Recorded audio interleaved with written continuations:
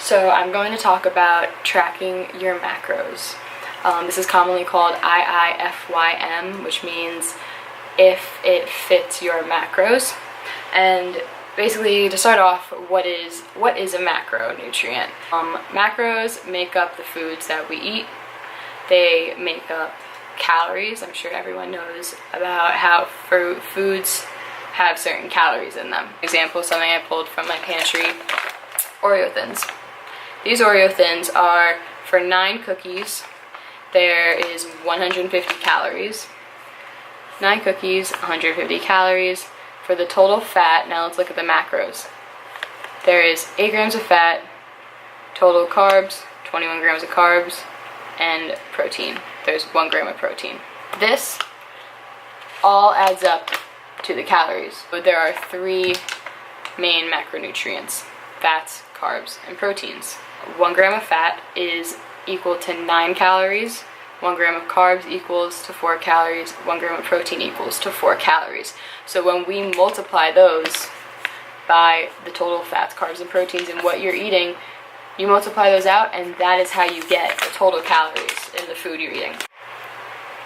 So the good thing about tracking macros is that not only do you have the freedom to eat whatever you want as long as it ends up fitting your macronutrients by the end of the day, it also just teaches you what's in the food that you're eating. A post that I put on my Instagram story all the time that I love to show people is these two choices are almost equal, and it shows someone going to McDonald's and someone thinking they're eating healthy and they choose a salad with dressing and a fruit smoothie and some yogurt parfait or something, and all the options sound really healthy.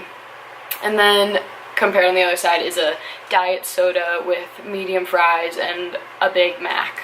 And now you have these two foods, and most people who are trying to lose weight and are on a diet, want to eat healthy, will choose the left side.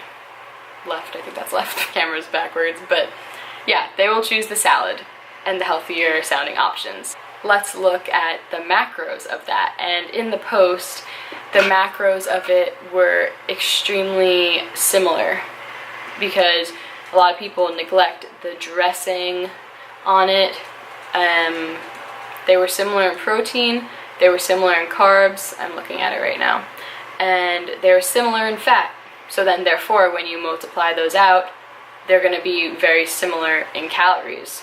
And actually in this picture, the burger is actually even less calories than the choice of the smoothie with the salad and the yogurt. And so that just shows you that the macros are almost the same. They're a little bit higher in the healthy version. So in total, the healthy version is 900 calories. The burger, fries, and soda, and a small ice cream are only 700 and something calories. And this is why tracking your macros is important. People who don't know what's in the food they're eating, they might go for that meal, that healthy sounding meal, and they don't know what's in it. And if they don't know the macros and they don't understand the macros, they're going to choose this side instead of the burger and fries, thinking it's healthier. And then they're going to sit there and say, why aren't I losing weight? I've been choosing salads when I go to McDonald's. Like, I'm doing so well. I'm choosing healthy foods all the time. Why aren't I losing weight? And it's because you need to know what's in the food you are eating.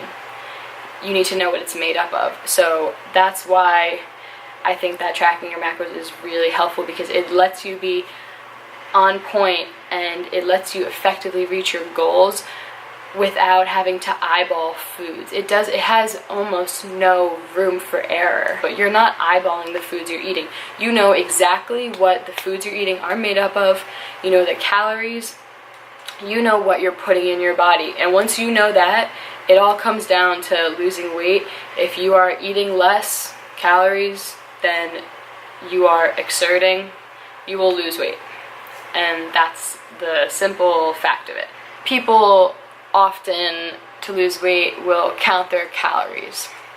And this isn't the most effective way to lose weight, because if you're, say, not eating enough carbs you're going to be very, very tired, and you're going to probably feel very hungry. If you don't eat enough fats, bad things can happen with your hormones in your body. That's not good for you either, to completely cut fats out from your diet. If you neglect protein, that also can affect you negatively, and protein is especially important when dieting, so you can keep muscle. When your body's dieting, it's trying to shave off whatever on you. Your body is kind of starved. It's hungry. So it's losing the fat, but it's also gonna get rid of the muscle too, to try to make energy for you when you're in a calorie deficit. So you're gonna lose muscle too. And the best way to not lose a lot of muscle in dieting is you need to keep your protein levels up.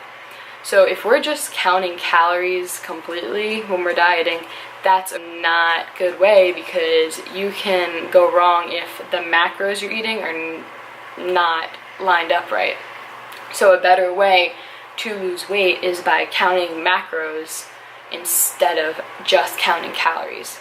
Because when you count your macros, your calories will follow. So let's just say I'm going to eat 200 grams of carbs, 70 grams of fat, 135 grams of protein. When we multiply 135 protein by 4 calories per gram, and then we multiply 70 fat by 9 calories and 200 carbs by 4 calories, that will add up to my total calorie count. Let's just say it's 1,600 calories per day. So instead of me just tracking, oh, I'm only going to eat 1,600 calories per day so I can lose weight, I'm going to follow the macros. I'm going to follow what those calories are made up of. And this gives me the freedom to eat almost, I can cook, I can eat whatever I want, as long as it fits my macros by the end of the day. For breakfast, I could have oatmeal with some protein powder in it, so I'm getting carbs, I'm also getting protein, or egg whites for breakfast, and maybe make an omelet. For lunch, salmon and potatoes.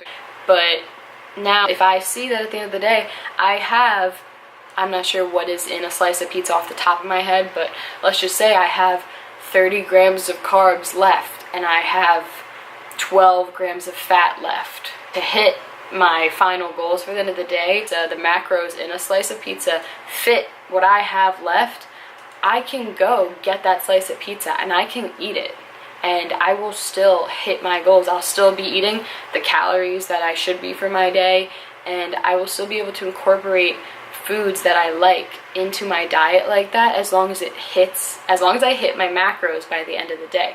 So that's what IIFYM really is saying when it's saying if it fits your macros, you can eat it. People commonly think that IIFYM is an excuse to eat unhealthy with tracking your macros. So people who criticize this, they like, oh, well, that's not healthy for you.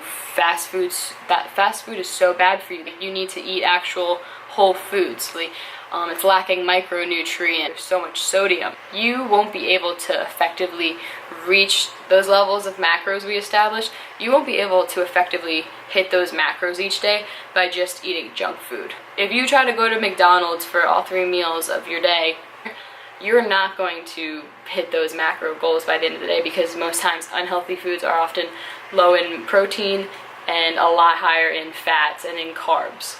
So by the end of the day, you'll be way over your limit for the carbs and fats, and you'll probably be way under your goal for protein.